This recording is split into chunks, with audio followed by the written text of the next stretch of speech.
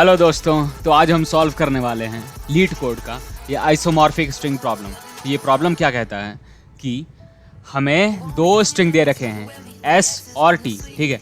अब हमें क्या करना है कि हमें ये बताना है कि हर एक कैरेक्टर वो एग्जैक्टली कैरेक्टर के साथ मैप्ड है कि नहीं। जैसे कि E जो है अगर A के साथ मैप्ड है तो पूरे कैरेक्टर में, पूरे के पूरे T कैरेक्टर में E जो है A के साथ मैप्ड होना चाहिए।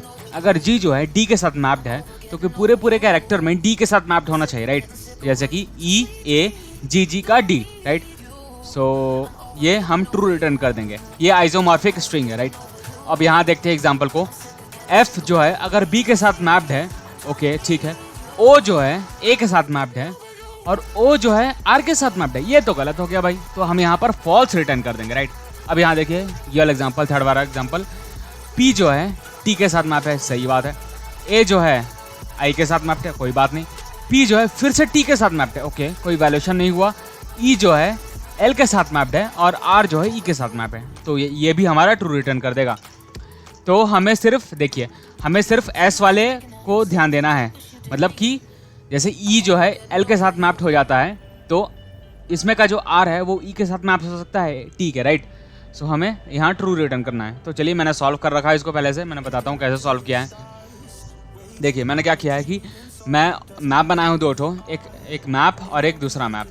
अब मैं क्या करूँगा कि मैं दोनों का लेंथ निकालूंगा और अगर दोनों का लेंथ इक्वल नहीं होता है तो रिटर्न फॉल्स कर दूंगा यहीं से, राइट। अब मैं क्या करूँगा कि 0 से लेकर के n तक मैं लूप चलाऊंगा। अब देखिए अगर मैप्ड नहीं है, अगर मैप नहीं है तो एल्स कंडीशन में आएगा, ठीक है। और T को पहले चेक करेगा कि T जो है टेकन है कि नहीं। और अगर टेकन है मतलब कि मैंने यहाँ पर टेकन के लिए 1 मैप में डाल दिया, मैप 2 में, तो अगर टेकन है तो रिटर्न यहाँ से डायरेक्टली फॉल्स कर देगा। अदरवाइज ये टेक करेगा MP of S of I equal to T put कर देगा, राइट। और इसको जो T वाला कैरेक्टर उसको टेकन कर देगा, राइट। और इफ़ अगर ये पहले से कैरेक्टर मौजूद है तो ये चेक करेगा कि क्या T of I is not equal to S of I is not equal to T of I। अगर ऐसा है तो रिटर्न फॉल्स कर देगा। तो ऐसा हम सॉल्व करेंगे, राइट। तो देखिए सबसे पहले आपने क्या किया कि get the length of S and T and compare both. If not equal then return false.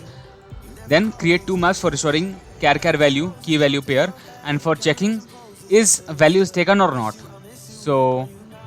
So this is the map. So after that we will run the loop from I to N, right. In this way we are going to solve the problem in O of N time. Run करके दिखा देता हूँ मैं आपको। जैसे इतना सारा run करके रखा मैंने 8 6 7 12, तो कभी एक ही कोड को ये लीड कोड पता नहीं क्या सिस्टम है इसका, अलग अलग देता है, अलग अलग टाइम में रन टाइम करके देता है। So this is my solution guys, hope you liked it, thank you so much.